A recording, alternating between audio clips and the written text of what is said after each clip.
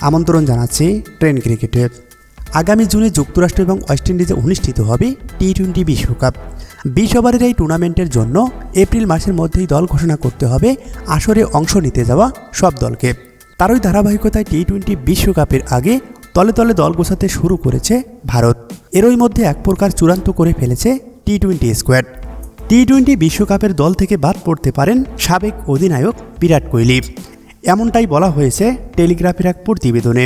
সেই প্রতিবেদনে বলা হয়েছে টি-20 বিশ্বকাপ খেলা হবে 16 পিচে। এই পিচে নাকি সেভাবে কার্যকর হতে পারবেন না বিরাট কোহলি।